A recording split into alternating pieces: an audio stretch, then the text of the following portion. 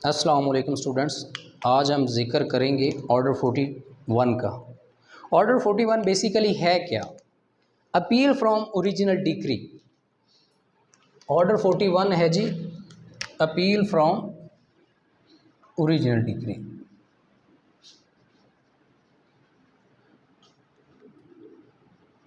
इसको बेसिकली हम first appeal भी कहते हैं और उर्दू में इसको हम कहते हैं इब्तदाई अपील।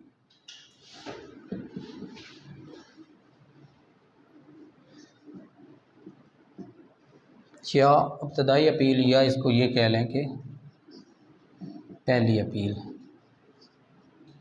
जब भी हम ऑर्डर 41 पढ़ेंगे, ऑर्डर 41 के साथ ही हमारा जिक्र पाला पड़ेगा। उसके साथ जो हमारा सेक्शन है 96 सीपीसी का सेक्शन 96 भी हमें ज़हन में रखना पड़ेगा कि वो क्या कहते हैं। तो 6 का कंसेप्ट हमने ये पढ़ा था कि ऑल डिग्रीज आर अपीलेबल। जितनी भी डिग्री होंगी वो सारी क्या है, अपीलेबल है, सिवाय एक डिग्री के। और वो डिग्री कौन सी थी? वो डिग्री वो थी जो म्यूचुअल कॉन्सेंट से पास हो, जो कॉन्सेंटेड डिग्री हो, जो कॉन्सेंट के साथ डिग्री पास हुई हो, कॉन्सेंट डिग्री नॉट अपीलेबल। इसको हम बोलेंगे नॉन अपीलेबल।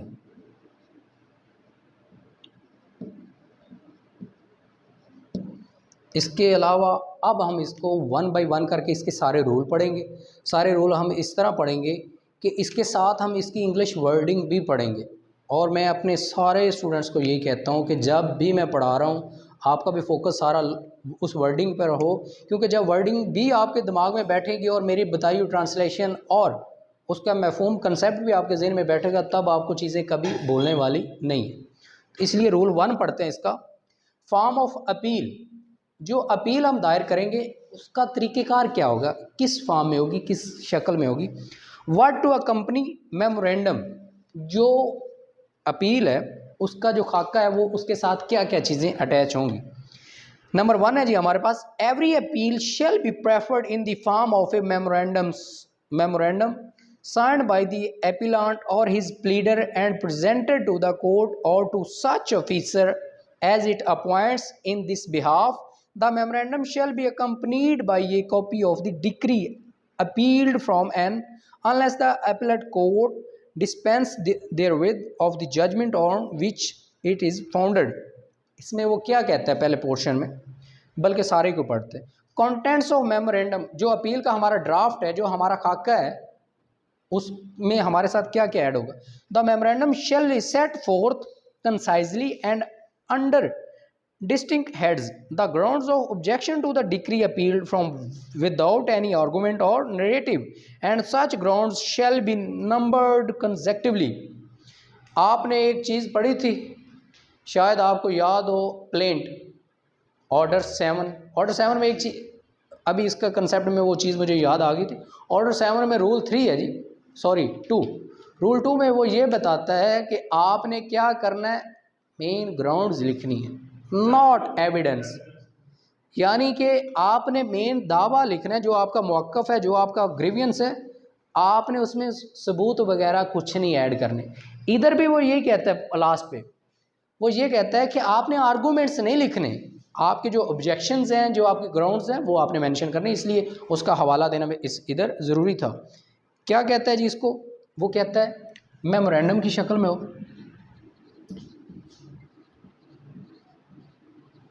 मेमोरेंडम मतलब एक प्रॉपर तैयार हुई हो, जिस तरह हम प्लेंट तैयार करते हैं, ड्राफ्ट तैयार करते हैं, उसी की शक्ल में तैयार करता हो। और उसके साथ जो लास्ट डिग्री है उसकी अटेस्टेड कॉपी, जो है अटेस्टेड कॉपी भी साथ अटैच हो। उसके बाद साइन शुदा हो। किसके साइन शुदा? एपीलांट के, एपीलांट के साइन शुदा हो, और प्लीडर के। जो अपील क्या है जी, वो एपीलांट जो भी हम अपील दायर करेंगे मेमोरेंडम के फॉर्म में और उसकी लास्ट डिग्री के ऑर्डर अटैच हों, अटेस्टेड ऑर्डर अटैच हों, अगर अटेस्टेड नहीं है तो उसकी डिस्पेंसेशन साथ लगी होनी चाहिए, क्योंकि जब भी हमारे पास कोई डॉक्यूमेंट ऐसा होता है जो अटेस्टेड नहीं होता तो हम साथ डिस्पेंसेशन की एप्लीकेशन लगा देते हैं कि ये ऑर्डर हमारे पास अटेस्टेड डॉक्यूमेंट अटेस्टेड नहीं है, लिहाजा इसको इसी तरह ही कबूल कर लिया जाए या मंजूर। उसके बाद जो अपील है हमारी वो अपीलांट की साइनशुदा होनी चाहिए और उसके प्लीडर के भी साइन होने चाहिए। जो हमारी अपील है मुख्तसर होनी चाहिए, ऑन ग्राउंड्स होनी चाहिए, पैराग्राफ की फॉर्म में होनी चाहिए और डेट वगैरह उस पर वाज़ेह होनी चाहिए। ये जी था हमारा रूल 1, ठीक है। उसके बाद हम पढ़ते हैं रूल 2। रूल 2 हमें बताता है grounds which may be taken in appeal, वो ग्राउंड्स जो अपील में ली गई हैं, grounds which may be taken in appeal. अब इसमें हमारे पास क्या है, द एपिलेंट शैल नॉट, इसने सबसे पहले एक बात कर दी, एपिलेंट शैल नॉट, वो नहीं कर सकता, क्या नहीं कर सकता, except by leave of the court अर्ज और be heard in support of any ground of objection not set fourth in the memorandum of appeal. इसमें लॉ ये कहता है एनी ग्राउंड, एनी ग्राउंड, वो ग्राउंड जो आपने इस मेमोरेंडम में नहीं ली, नई ग्राउंड जो आपने मेमोरेंडम में नहीं ली, अकॉर्डिंग टू रूल 2 वो हमें बताता है कि उस पर हम बहस नहीं कर सकते, उस पर हम आर्गूमेंट नहीं कर सकते, कोर्ट को फोर्स नहीं कर सकते कि हमारी ये बात भी सुने। होगा क्या, अनलेस एक्सेप्ट, आगे उसने क्या दिया है, एक्सेप्ट, एक्सेप्ट क्या है जी, with the leave of court. अगर हम अदालत से लीव ऑफ कोर्ट ले लेते हैं, अदालत से इजाज़त ले लेते हैं, देन हम उन ग्राउंड्स पर भी बात कर सकते हैं जो हमने अपनी मेमोरेंडम में, अपनी अपील में ऐड ही नहीं की। ठीक है, बात समझ आ गई। जब हमने अदालत से इजाज़त ले ली, देन आगे नीचे इसको पढ़ते हैं, but the appellate court in deciding the appeal shall not be confined to grounds of objection set forth in the memorandum of appeal or taken by leave of the court under this rule, provided that the court shall not rest the decision on any other ground unless the party who may be affected thereby has had a sufficient opportunity of contesting the case on that ground। अब इसमें यह कहता है जब अदालत ने उन further grounds पर आर्गूमेंट करने की इजाज़त दे दी, लीव टू कोर्ट कर दिया, अब अदालत भी बाइंडिंग नहीं है डिसीजन देने का कि अदालत सिर्फ इन्हीं ग्राउंड्स की बात करे जो अपील में, अदालत भी अब आज़ाद होगी, अदालत अब आज़ाद ग्राउंड पर भी फैसला कर सकती है जो उस अपील में मेंशन नहीं है। बात समझ आ गई। उसके लिए पहले कोर्ट से इजाज़त लेनी पड़ेगी ना। आप चाहे वर्बली कोर्ट को कह दें कि मेरा एक इंस्टांस ये भी है, मेरा एक मौक़िफ़ ये भी है, चाहे आपने वो अपनी मेमोरेंडम में, अपनी अपील में नहीं मेंशन किया, अगर कोर्ट कहता है जी सॉरी आप इसको नहीं परसू कर सकते या आपको अलाउ नहीं करता, आप नहीं कर सकते, आप उसको चाहे रिटन एप्लीकेशन दे लें चाहे वर्बली कह लें, अगर कोर्ट से आप वो क्या कहते हैं आपको परमिट हो जाता है, आप कोर्ट से इजाज़त ले लेते हैं कि ये मेरा एक मौक़िफ़ और भी है, इसको भी सुना जाए या आप अपने आर्गूमेंट में बताएंगे, अगर कोर्ट अलाउ करती है देन आप उन ग्राउंड्स पर भी बात कर सकते हैं जो आपने अपनी मेमोरेंडम में नहीं लिखी। उसके बाद है जी हमारे पास रूल 3, रिजेक्शन ऑफ और अमेंडमेंट ऑफ मेमोरेंडम। मेमोरेंडम क्या है जी, वो हमारी अपील ही है ना, उसका रिजेक्ट होना या उसको तब्दील करना क्या है, उसको पढ़ते हैं।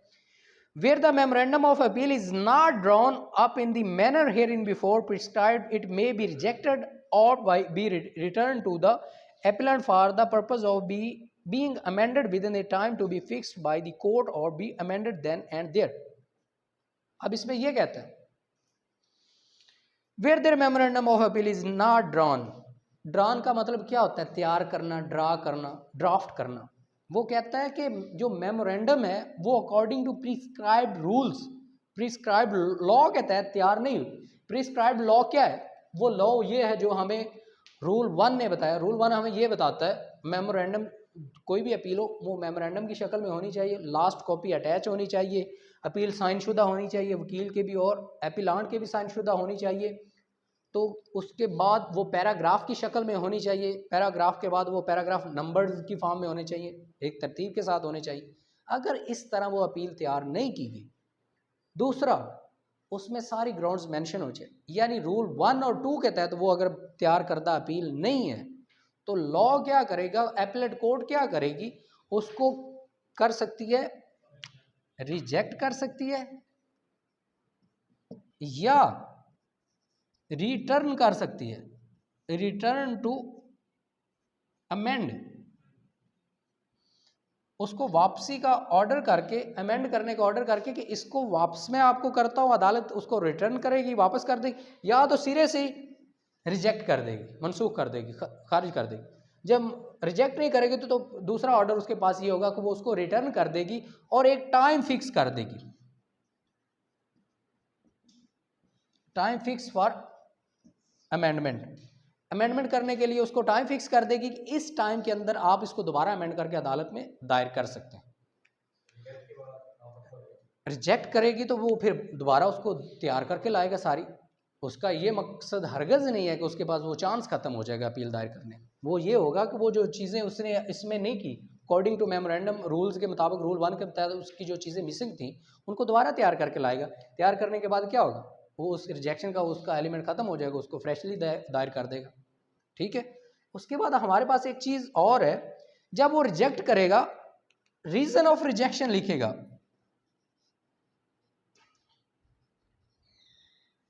रीज़न ऑफ रिजेक्शन भी इसमें ऐड करेगा। कोई भी जज जो है जब एक प्लेंट को अपील को रिजेक्ट करेगा या रिटर्न करेगा, उसकी रीज़न उस ऑर्डर में मेंशन करेगा। मैं इस वजह से ये जो अपील है इसको रिटर्न कर रहा हूँ या रिजेक्ट कर रहा हूँ। इसके साथ जब दोबारा अपील आफ्टर अमेंडमेंट एक अपील आती है, आफ्टर अमेंडमेंट जो भी अपील आएगी वो जज या उसका कोई ऑफिसर उसको साइन करने के बाद एक्सेप्ट कर लेगा। ठीक है, बात समझ आ गई? 3 चीज़ें हैं। अगर वो मेमोरेंडम के मुताबिक अपील नहीं है तो उसमें क्या करेगा, अपील को रिजेक्ट कर देगा या रिटर्न कर देगा। रिटर्न किसी लिए करेगा, अमेंडमेंट करने के लिए, अमेंड करने के लिए, उसको तब्दील करने के लिए। जब अपील रिजेक्ट होगी या रिटर्न होगी तो उसकी वो जज रीज़न भी लिखेगा, रीज़न ऑफ रिजेक्शन या रिटर्न के रीज़न लिखेगा। रीज़न लिखने के बाद दूसरी उसमें लॉ ये कहता है कि अगर रिटर्न अमेंडमेंट एप्लीकेशन अपील दोबारा आती है तो आफ्टर अमेंडमेंट उस अपील को वो जज या ऑफिसर, उसका मातहत कोई ऑफिसर है, उसको साइन करके एक्सेप्ट कर लेगा कि ये हमारे पास आ गई। उसके बाद रूल 4 है हमारे पास, वन ऑफ सेवरल प्लेंटिफ्स और defendants may be obtain reversal of whole decree where it proceed on ground common to all. Simple सी बात करता है इसको, अब इसकी वर्डिंग पहले पढ़ लेते हैं। Where there are more plaintiffs or more defendants than one in a suit and the decree appealed from proceed on any ground common to all the plaintiffs or all the defendants, any one of the plaintiffs or of the defendants may appeal from the whole decree, and thereupon the appellate court may reverse or vary the decree in favor of all the plaintiff or defendant as the case may be। अब इसमें कहता है one और मोर। One और मोर का मतलब क्या है, एक या एक से ज्यादा। क्या है जी, प्लेंटिफ हैं, प्लेंटिफ या डिफेंडेंट्स। कहता है एक या एक से ज्यादा डिफेंडेंट्स हैं और सबका मुद्दा भी सेम है, कॉमन ग्राउंड है, कॉमन मसला है।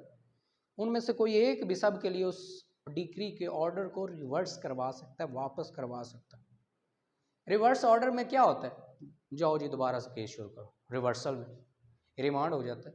लास्ट टाइम मैंने बताया था ना, मेरा एक केस था नंबरदारी का, तो उसमें ऑर्डर क्या हुआ जी, उसने रिमांड कर दिया कमिश्नर ने केस को।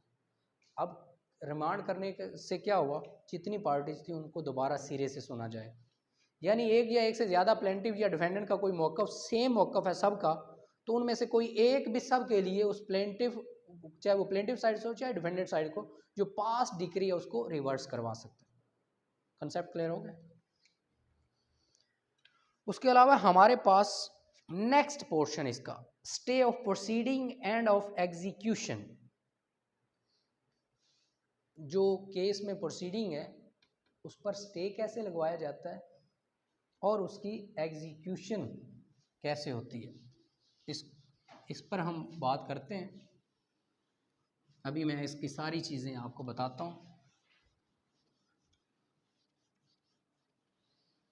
ये रूल 5 जो है ये हमें ये बताएगा कि एक डिग्री जो पास हुई है उसकी जो प्रोसीडिंग है वो कैसे स्टे करवानी है या क्या उसको किया जाएगा। रूल 5 पढ़ते हैं सबसे पहले। Stay by appellate court. Appellate court कौन सी है, जिसमें अपील दायर की है हमने। तो an appeal shall not operate as a stay of proceeding under a decree और order appealed from except so far as the appellate court may order. वो ये कहते हैं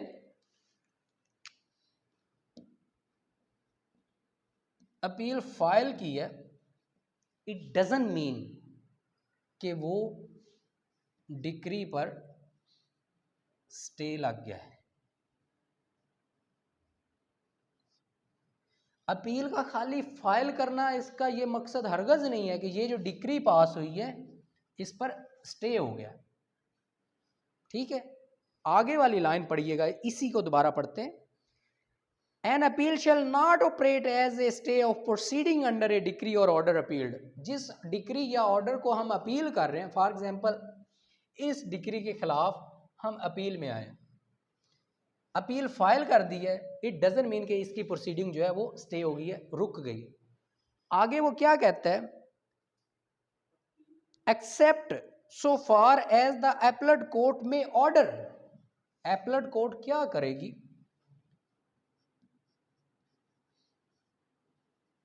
एपलेट कोर्ट ऑर्डर करेगी, देन ये जो स्टे वाली बात है ये कंफर्म होगी। मे ऑर्डर, अगर एपलेट कोर्ट ऑर्डर करती है तो देन ये डिग्री की जो प्रोसीडिंग है वो स्टॉप होगी, रुक जाएगी, उस पर स्टे लग जाएगा। उसके अलावा जी हमारे पास है जी nor shall execution of a decree be stayed by reason only of an appeal having been preferred from the decree, but the appellate court may for sufficient cause order stay of the execution of such decree। वही बात कहते हैं, चाहे decree है या execution है,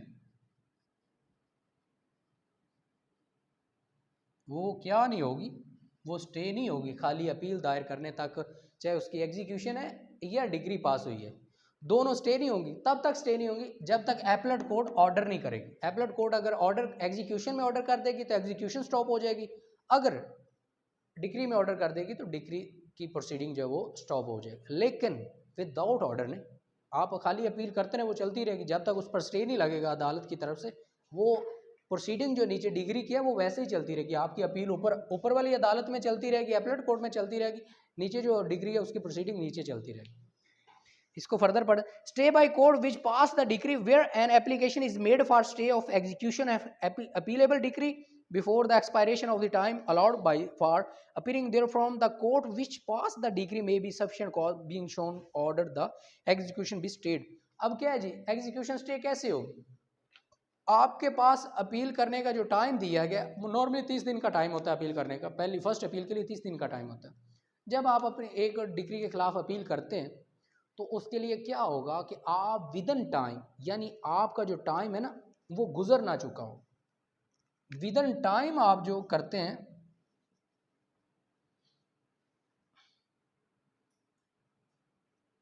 with in time जो आप अपील करते हैं उसमें आप एक रीजनेबल ग्राउंड लेते हैं कि इस वजह से ये डिग्री जो है स्टॉप कर दी जाए या ये एग्जीक्यूशन स्टॉप कर दी जाए, रोक दी जाए। देन अदालत क्या करती है, वो उसको स्टे कर देती, रोक देती है। नीचे पढ़ते हैं इसको। No order for staying of execution shall be made under sub rule 1 और sub rule 2 unless the court making it satisfied that substantial, उसमें ये कहता है कि अगर कोर्ट सेटिस्फाई होती है तो प्रोसीडिंग रोकेगी, अदरवाइज नहीं।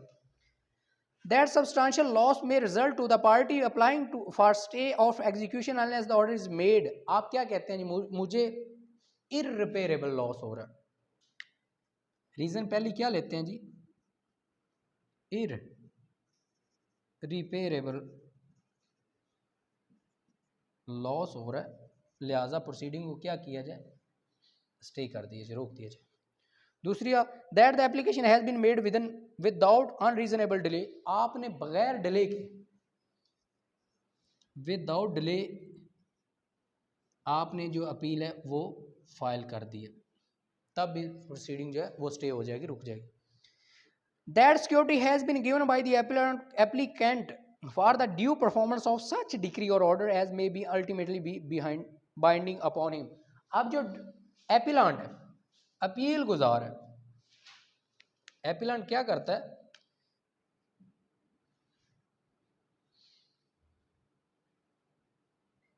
एपिलांट क्या कहता है, अगर वो स्टे लगवाना चाहता है तो पहले उसको सिक्योरिटी उस डिक्री के मुताबिक, उस डिक्री टोटल अमाउंट के मुताबिक अदालत में देनी होगी कि मैं अदालत के तमाम अख्तियारात मानूंगा, तमाम हुक्म हकाम मानूंगा, पहले इस प्रोसीडिंग को स्टे किया जाए, मुझे इररिपेयरेबल लॉस होगा अगर ये प्रोसीडिंग ना रुकी तो। उसके बाद यानी कि चाहे एक्सपर्टी डिक्री हो, कोई भी डिक्री हो, उसकी अपील में आप जा सकते हैं। उसके बाद है हमारे पास rule 6, security in case of order for execution of decree appealed from. अब रूल 6 जो है, इसकी जो प्रोसीडिंग है वो पढ़ने वाली है।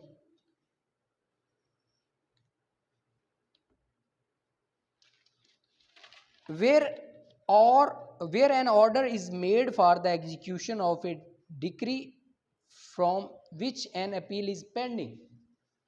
आपने एक डिक्री के खिलाफ अपील की है, अपील फाइल की है डिक्री के खिलाफ, वो डिक्री सेकंड प्रोसेस में आ गई। सेकंड प्रोसेस क्या है जी, एग्जीक्यूशन में आ गई, डिक्री एग्जीक्यूशन में आ गई, आप इसको स्टे करवाना चाहते हैं। जब एपिलांट उसको स्टे करवाना चाहेगा तो उसके लिए क्या होगा, उसको सिक्योरिटी डिपॉजिट करवाना होगी। सिक्योरिटी को बेसिकली हम श्योरिटी बॉन्ड भी कहते हैं उर्फ़े आम में। श्योरिटी बॉन्ड देगा, देन अदालत क्या करेगी, उसको स्टे करेगी, प्रोसीडिंग रोकेगी, चाहे उसके लिए अपील पेंडिंग हो।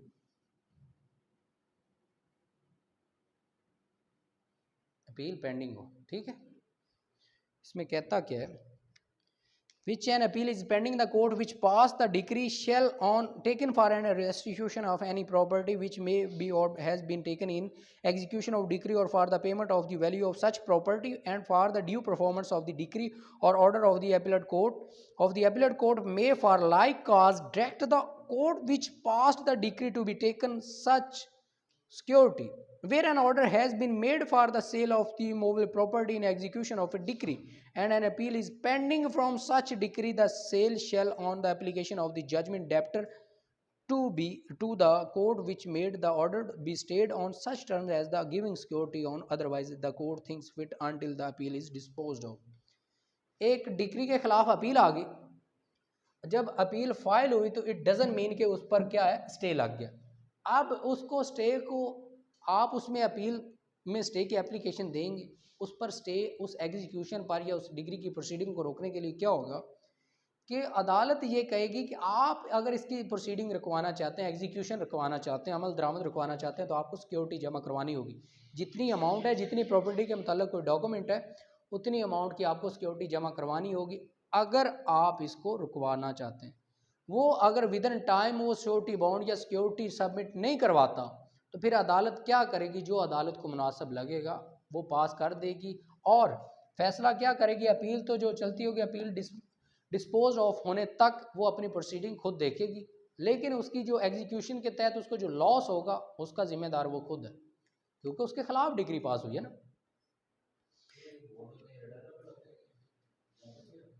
जो एग्जीक्यूशन में चले गए हैं, अगर आप उसको ज़ाया होने से पहले बचा लेते हैं उस प्रॉपर्टी के लॉस को, उस ऑक्शन को।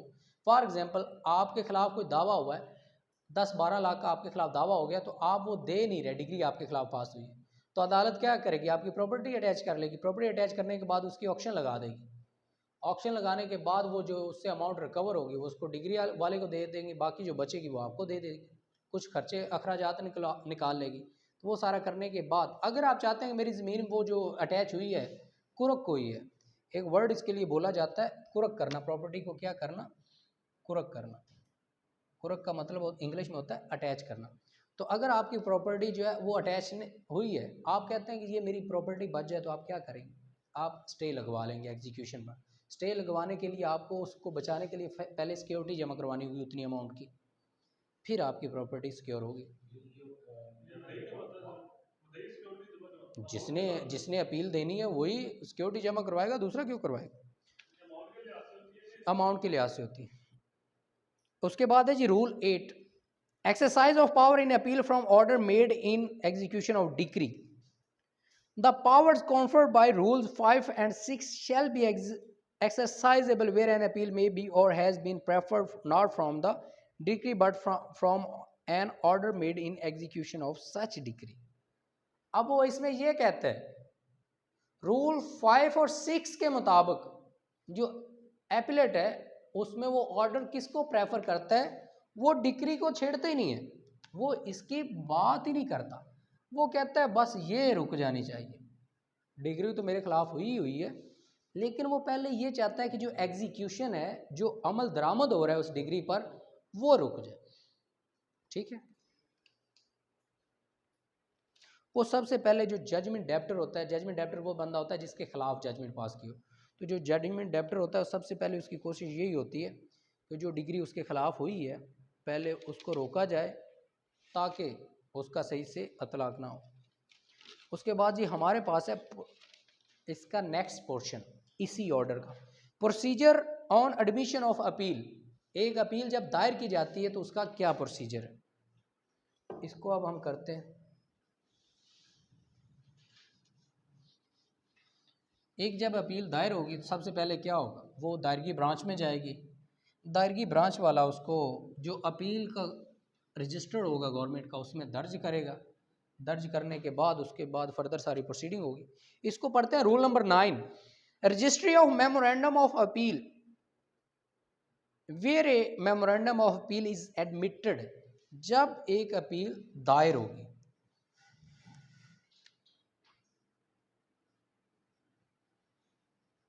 when appeal is admitted, तो क्या होगा, जो वहाँ का प्रिजाइडिंग ऑफिसर होगा वो उसको रजिस्टर में रजिस्टर करेगा। The appellate court or the proper officer of that court shall endorse thereon the date of presentation shall register the appeal in book of be kept for the purpose। अब उसमें क्या होगा, उस पर date mention करेगा, कौन सी date mention करेगा, presentation.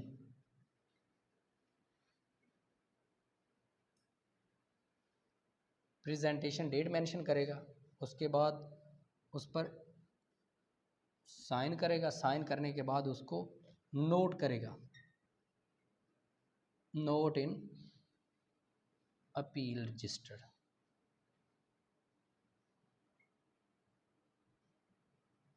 उसको अपील के रजिस्टर में नोट डाउन करेगा। ठीक है, ये जी था हमारा रूल नंबर 9। उसके बाद हमारे पास है रूल 10, एपलेट कोर्ट में रिक्वायर्ड एपिलांट टू फर्निश सिक्योरिटी। जो आला अदालत है, जो एपलेट कोर्ट है, वो एपिलांट से सिक्योरिटी चाहेगी। कब चाहेगी, द एपलेट कोर्ट में इन इट्स डिस्क्रिशन, अदालत की अपना स्वाब दी, अपनी पावर, इधर before the respondent is called upon to appear and answer or afterwards on the application of the respondent demand from the appellant security for the cost of the appeal or of the original suit or of both, where appellant resides out of Pakistan, provided that the court shall demand such security in all cases in which the appellant is residing out of the Pakistan is not possesses of any sufficient immovable property within Pakistan other than the property, if any, to be which appeal relates, where such security is not furnished within such time as the court orders, the appellate shall reject the appeal. अब इसमें वो क्या कहता है, जब भी एक appeal file की जाएगी, जो एपिलांट है, ये रूल नंबर 10 है, जो एपिलांट है वो क्या करेगा, वो सिक्योरिटी डिपॉजिट करवाएगा, सिक्योरिटी डिपॉजिट करवाएगा। सिक्योरिटी डिपॉजिट करवाने के बाद ये, अब सिक्योरिटी में एक और चीज़ आती है, ये सिक्योरिटी रिस्पोंडेंट को नोटिस करने से पहले भी डिपॉजिट करो, अदालत मांग सकती है, और रिस्पोंडेंट को नोटिस करने के बाद भी मांग सकती है। ये अदालत की डिस्क्रिप्शन पावर, पर्सनल पावर है, ठीक है।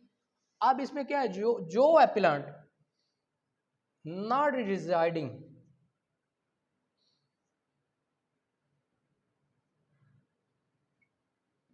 इन पाकिस्तान, जो बंदा पाकिस्तान में रहता ही नहीं है, उस एपिलांट से हर केस में सिक्योरिटी लेगी। अगर वो बंदा या दोनों सिक्योरिटी फर्निश नहीं करते, नॉट फर्निश,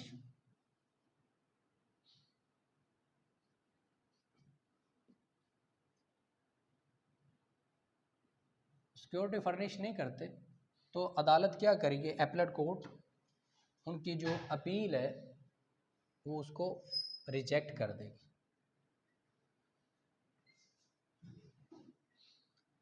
अपील वो क्या करेगी, किस वजह से, जब वो सिक्योरिटी जमा नहीं करवाएगा, ठीक है, चाहे वो पाकिस्तान का हो चाहे बाहर का, दोनों में से जो भी सिक्योरिटी जमा नहीं करवाएगा, जब अदालत मांगेगी तो अपील रिजेक्ट हो जाएगी। रूल 11 है हमारे पास, power to dismiss appeal without sending notice to lower court. अब अपील जब एक अदालत के पास आती है, एपलेट कोर्ट के पास, अपील हमेशा कहाँ होती है जी, एपलेट कोर्ट के पास। अब एपलेट कोर्ट जो है, एपलेट कोर्ट के पास अपील आई है, वो जब भी अपील उसके पास आती है तो वो क्या करती है, वो लोअर कोर्ट को नोटिस करती है, नीचे वाली अदालत को नोटिस करेगी कि ये जो अपील आई है मेरे खिलाफ, जिस डिग्री के खिलाफ, इस डिग्री का रिकॉर्ड लेकर आओ। तो वो उसको नोटिस करने से पहले ही अपील कैसे खारिज करती है, वो पढ़ते हैं। The appellate court, after sending for the record if it thinks fit so to do, and fixing a day for hearing the appellant or his pleader and hearing him accordingly to, if he appears on that day, may dismiss the appeal without sending notice to the court from whose decree the appeal is preferred, and without serving notice on the respondent or his pleader.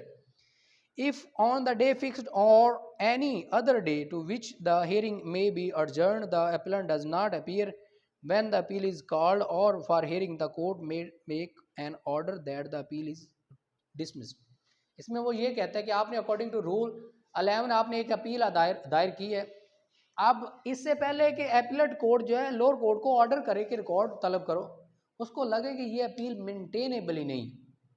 बाज़ जजेस ऐसे करते हैं कि वो appeal को पहले ही देख लेते हैं, पहली बहस पे सुन लेते हैं कि ये मेंटेनेबल है या नहीं है, किस ग्राउंड पर जी आप अपील लेके आए, बहस सुन लेते हैं। अगर उनको लगता है कि अपील मेंटेनेबल नहीं है तो वो दूसरी पार्टी को नोटिस किए बिना और लोअर कोर्ट को नोटिस किए बिना ही अपील खारिज कर देते हैं। अब इसमें एक चीज़ है, अपील एडमिट हो गई है, सेकंड पोर्शन में वो कहता है अपील एडमिट हो गई है, और जो एपिलांट है, एपिलांट ही नहीं पहुंचता, जो एपिलांट है वो अदालत में आता ही नहीं। अपील फिक्स हो जाती है, एक डेट डिसाइड हो जाता है कि फलां डेट को अपील आपकी दोबारा सुनवाई के लिए लगेगी। अब एपिलांट ही नहीं पहुंचता तो अपील क्या होगी, दोबारा खारिज हो जाए, ठीक है, नॉन अपीयरेंस ऑफ एपिलांट की वजह से। इसको हम एक वर्ड बोलते हैं ड्यू टू नॉन प्रोसिक्यूशन या DNP। रूल 12 पढ़ते हैं, day for hearing appeal, unless the appellate court dismiss the appeal under rule 11, it shall fix a day for hearing an appeal. Such day shall be fixed with reference to the current business of the court, the place of evidence of the respondent, and the time necessary for the service of the notice of appeal, so as to allow the respondent sufficient time to appear and answer the appeal on such day. अब क्या, according to rule 11, अगर appeal admit हो जाती है, dismiss नहीं होती, appeal admit हो जाती है, मान ली जाती है, तो अदालत क्या करेगी, एक डे डिसाइड कर देगी। कौन सा डे? वो कोई सा भी हो सकता है। फॉर एग्जांपल वो 30/5/2022 का दिन भी हो सकता है कि इस दिन आपकी अपील सुनी जाएगी, और जिस दिन अपील सुनी जाएगी वो डे डिसाइड करने के बाद टाइम भी डिसाइड होगा कितने बजे आपकी अपील सुनी जाएगी, ये डेट होगा, ये दिन होगा, ये प्लेस होगी, और वो अपील वर्किंग डेज में मेंशन की जाएगी, डे ऑफ बिजनेस में, कि जहाँ पर अदालत वर्किंग कर रही है, जिन दिनों में काम कर रही है, ठीक है, वो मेंशन होगा। दूसरी पार्टी को भी उसी के मुताबिक नोटिस वगैरह होंगे। रूल 13 है हमारे पास, appellate court to give notice to court whose decree appealed from. जिस डिग्री ने, जिस कोर्ट ने, जिस अदालत ने वो डिग्री पास की है, जिस अदालत ने वो डिग्री पास की है, अदालत उसको नोटिस करेगी कि आपकी इस डिग्री के मुताल्लिक अपील आई है, लिहाजा इसका रिकॉर्ड एक, यानी appellate court notice to lower court, lower court से मंगवाएगी क्या, रिकॉर्ड मंगवा कर वो चेक करेगी कि अपना जो है इसका रिकॉर्ड है ना इस केस का, वो लेके आए। पढ़ते हैं इसको। Where the appeal is not dismissed under Rule 11, the appellate court shall sending notice of the appeal to the court from whose decree the appeal is referred, transmission of a paper to be appellate court. Where the appeal is from the decree of a court, the records of which are not deposited in the appellate court, the court receiving such notice shall send with all practicable dispatch all material paper in the suit or such papers as may be specifically called for the appellate court. अब वो अदालत को, जो appellate court है, वो जब उसको notice करेगी, जो अपील रिजेक्ट नहीं होती इनिशियल स्टेज पर, लोअर कोर्ट क्या करेगी, वो तमाम डॉक्यूमेंट सेंड करेगी जो अदालत ने, एपलेट कोर्ट ने मंगवाए होते हैं। Copies of exhibit in court whose decree appealed from, उन तमाम डॉक्यूमेंट की लिस्ट बना के भेजेगी, उन डॉक्यूमेंट सेंड करेगी जो एग्जिबिट, जो डिग्री अपील हुई है, जिनकी वजह से वो सारे जो डॉक्यूमेंट है वो ऊपर भेजेगी। रूल हमारे पास है जी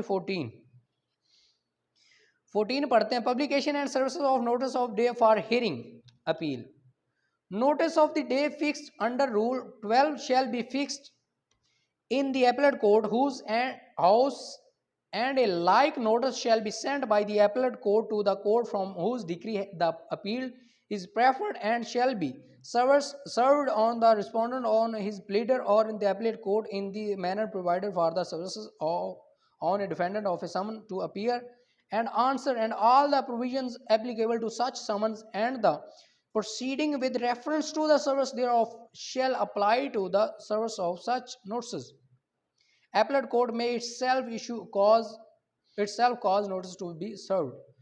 Instead of sending the notice to the court from whose decree the appeal is preferred, the appellate court may itself cause the notice to be served on the respondent or his pleader under the provision above referred to. यानी according to rule 14 एक appeal आ गई, admit होगी, उसके बाद जो appellate court है वो respondent को, उसके वकील को या और लोअर कोर्ट को खुद नोटिस करेगी कि ये अपील आ गई, जिस डिग्री के खिलाफ अपील आई है, आप इसमें आके अपना रिस्पांस दें, अपने वजाहत दें इस अपील के बारे में, ठीक है। उसके बाद है जी हमारे पास rule 15 contents of notice. The notice to be respondent shall declare that if does not appear in the appellate court on the day so fixed, the appeal will be heard ex parte. अब notice का contest क्या है जी, अगर respondent appear नहीं होता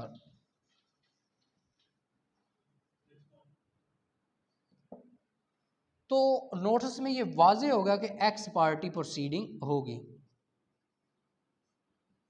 इसको हम कहते हैं एक तरफा कार्रवाई सुन ली जाएगी। अगर आपको नोटिस हुआ है 30 तारीख का कि आपने 30 को अपील में पेश होना है एज ए रिस्पोंडेंट, अगर आप नहीं आते तो आपकी जो आपके खिलाफ अपील है वो एक तरफा सुन ली जाएगी। उसके बाद है जी rule 16 procedure on hearing. Appeal को सुनने का तरीक़ाकार क्या होगा, प्रोसीजर क्या होगा, वो पढ़ते हैं। Right to begin on the day fixed or on any other day to be which the hearing may be adjourned, the appellant shall be heard in support of the appeal. The court shall then, if does not dismiss the appeal at once, hear the respondent against the appeal, and in such case the appellant shall be entitled to reply. एक degree पास हुई है जी, A B के खिलाफ दावा करता है, दावा हो जाता है जी पास। अब जो बी के खिलाफ दावा हो जाता है, बी चला जाता है अपील में, बी वर्सेस वो जो भी अदालत होती है एक्स वाई जी कोई भी अदालत होती है फॉर एग्जांपल, उसके ख़िलाफ़ चला जाता है और उसके अलावा पार्टी के ख़िलाफ़ चला जाता है वगैरह वगैरह, जो पार्टी का नेम होता है फॉर एग्जांपल ए, उसके जब ख़िलाफ़ होगा। अब जब बी को अदालत सुन रही होगी ना, अगर अदालत बी को सुनने के बाद उसी दिन उसी वक्त केस खारिज नहीं करती, अपील खारिज नहीं करती, देन ए के पास मौका होगा कि वो इसमें आर्गूमेंट करे। जो रिस्पोंडेंट्स हैं उनको बाद में मौका दिया जाएगा। अगर एट वंस पहले ही अदालत उस अपील को खारिज सुनते वक्त नहीं करती, देन दूसरी पार्टी को मौका अदालत देगी कि अब आप बोलो अपने हक में क्या बोलते हो। ठीक है। Dismissal of appeal for appeal on default where on the day fixed or on any other day to which hearing may be adjourned, the appellant does not appear when the appeal is called on for hearing, the court may make an order that the appeal is dismissed. अब hearing appeal as ex parte where the appellant appear and the respondent does not appear, the appellant shall be heard ex parte. अब इसमें पहले वो ये कहता है rule 17 में कि एक डे फिक्स हो गया, फॉर एग्जांपल ये मैंने मिसाल के तौर पर 30 मई 2005 का डे जो है वो फिक्स रखा है हेयरिंग के लिए। अब 30 मई को एपिलेंट अपील गुजार अदालत में पेश नहीं होता, जब केस उसका कॉल होता है तो अदालत क्या करेगी, केस को खारिज कर देगी। अपीलेंट पेश होता है, रिस्पोंडेंट पेश नहीं होता, देन अदालत क्या करेगी, उस केस को एक तरफा सुन लेगी। ठीक है। रूल 18 पढ़ते हैं। Dismissal of appeal where notice not served, consequences of appellant failure to deposit cost। अब लास्ट टाइम हमने ऑर्डर जब 7 8 पढ़ रहे थे, उसके बाद 9 पढ़ रहे थे, तो वो हमें बता रहा था जब प्लेंटिफ कॉस्ट जमा नहीं करवाता या खर्चा जमा नहीं करवाता नोटिस का, तो अदालत क्या करती है, उसके हक में दावा खारिज कर देती है। तो ये भी वही बात करता है कि जब अपील का वो खर्चा जमा नहीं करवाएगा, नोटिस वगैरह का एक जो प्रिस्क्राइब्ड अमाउंट होती है, जो खर्चे होते हैं अदालत के एपलेट कोर्ट के, वो जमा नहीं करवाएगा, तो एपलेट कोर्ट क्या करेगी, दावा अपील खारिज कर देगी। उसके बाद है जी रूल 19, इसकी वर्डिंग अब पढ़ने की ज़रूरत नहीं क्योंकि वो सारी तो बता दी है स्टोरी। रूल 19 है readmission of appeal dismissed for default. Where an appeal is dismissed under Rule 11, Sub Rule 2 or Rule 17 or 18, the appellant may apply to the appellate court for the readmission of the appeal, and where it is proved that he was prevented by any sufficient cause from appearing when the appeal was called on for hearing, or from depositing the sum or required, the court shall readmit the appeal on such terms as cost or otherwise as it thinks fit। अब क्या है जी, appellant ने एक appeal दायर की, पहली बात तो है वो उसमें पेश ना हुआ, पेश होने के बाद या कोई उसमें चीज़ें शॉर्ट थे उस वजह से अपील खारिज होगी। अब जब अपील खारिज हुई है या उसने जो कोर्ट फीस है वो जमा ही नहीं करवाई, कोर्ट फी डिपॉजिट ही नहीं करा, जब कोर्ट फीस उसने डिपॉजिट नहीं करवाई तो उसकी वजह से भी उसकी अपील जो है वो खारिज होगी। तो अब वो क्या करेगा, अब वो ये करेगा कि दोबारा रीएडमिशन की एप्लीकेशन देगा कि मेरी अपील को एक्सेप्ट कर लिया जाए, मैं ये गलतियां जो हुई हैं मैं इस वजह से इसमें अपीयर नहीं हो सका या इस वजह से ये जो कॉस्ट है वो सबमिट नहीं करवा सका।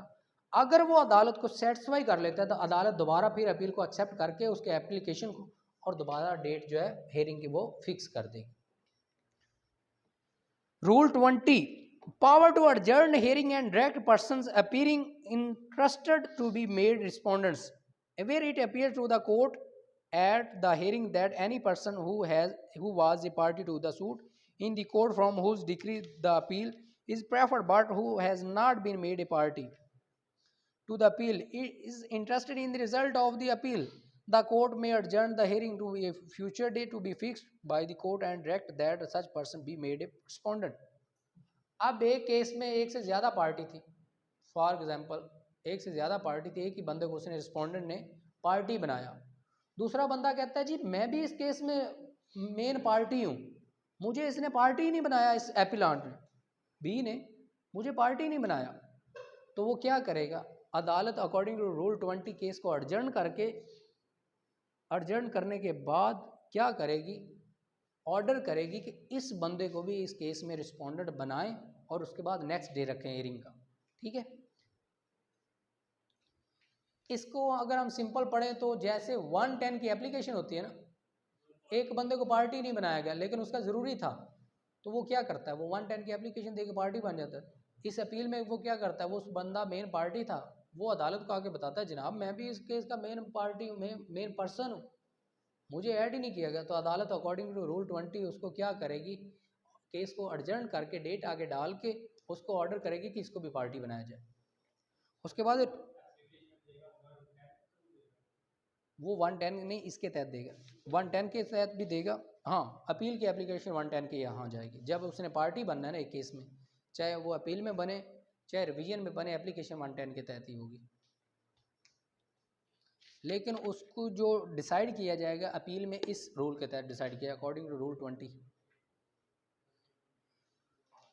21 rehearing on application of respondent against whom ex parte decree made where an appeal is heard ex parte and judgment is pronounced against the respondent, he may apply to the appellate court to rehear the appeal, and if he satisfies the court that the due notice was not duly served or that he was prevented by sufficient cause from appearing when the appeal was called on for hearing, the court shall rehear the appeal on such terms as the cost otherwise it thinks fit to file upon him। अब वो क्या कहता है, जब respondent के खिलाफ x party degree appeal सुनने के बाद उसके खिलाफ फैसला आ गया, वो दोबारा अदालत को आके एप्लीकेशन देता है, जनाब मुझे इस वजह से पेश नहीं होने दिया गया, या मैं आउट ऑफ सिटी था, आउट ऑफ कंट्री था, मैं बीमार था, या मुझे दूसरी पार्टी ने गन पॉइंट पर अदालत नहीं आने दिया। अगर वो अदालत को मुख्तसर बात यह है कि अदालत को सेटिस्फाई कर लेता है तो अदालत दोबारा उसको रीहियरिंग के लिए अपील को कंसीडर कर लेगी। According to rule 22 upon hearing respondent may object to decree as if he had preferred separate appeal. Any respondent, though he may not have appealed from any part of the decree, may not only support the decree on any of the ground decided against him in the court below, but take any cross objection to the decree such he could have taken by way of appeal, provided he has filed such objection in the appellate court within 1 month from the date of service on him or his pleader of notice of the date fixed for hearing the appeal, or within such further time as the appellate court may see fit to allow. Form of objection and provision applicable thereto, such cross objection shall be in the form of memorandum and the provision rule 1 so far as they relate to he form and contents of the memorandum of appeal shall apply thereto, unless the respondent files with the objection a written acknowledgement from the party who may be affected by such objection, or his pleader of having received a copy thereof. The appellate court shall cause a copy to be served as soon as may be after the filing of the objection on such party on his pleader at the expenses of the respondent. Where in any case in which any respondent has under this rule filed a memorandum of objection, the original appeal is withdrawn or is dismissed for default, the objection so filed may nevertheless be heard and determined after such notice to the other parties as the court thinks fit. The provision relating to proper appeals shall, so far as the can be made applicable, apply to an objection under this rule. इसमें वो ये कहता है कि upon hearing, respondent may object to decree as if he have preferred separate appeal. अब एक उसने degree पर रिस्पोंडेंट ने एपेलेंट ने अपील फाइल की है, अपील फाइल करने के बाद उसको एक ऑब्जेक्शन आता है जो अपील फाइल करने के बाद आता है, वो उसको सेपरेटली दायर करता है, और वो जो सेपरेट ऑब्जेक्शन भी होता है वो भी मेमोरेंडम की फॉर्म में होगा, इन रिटर्न फॉर्म में होगा, इसको रिजेक्ट करो, वो भी मेमोरेंडम की फॉर्म में होगा, और उसको जब दायर करेगा, दायर करने के बाद वो सारा जो क्या कहते हैं ऑब्जेक्शन जो होगा उसको देखा जाएगा। अगर अपील जो है वो सुनने के बाद खारिज हो जाती है, इट मीन्स कि वो ऑब्जेक्शन खुद ही ख़त्म हो गया। ठीक है, जिस अपील में उसने ऑब्जेक्शन फाइल किया है वो अपील अगर खारिज होती है तो उसको क्या किया जाएगा, वो अपील खुद ही और ऑब्जेक्शन भी ख़त्म। उसके बाद है rule 23, remand of case by appellate court. Remand of case basically है क्या,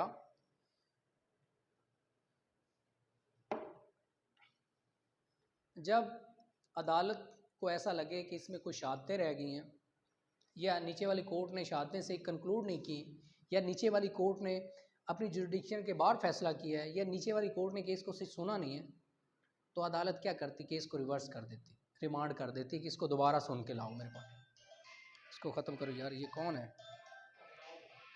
कौन, कट कर दो। Where the court from whose decree an appeal is preferred has disposed of the suit upon a preliminary point and the decree is reversed in appeal, the appellate court इसको अभी पढ़ते हैं।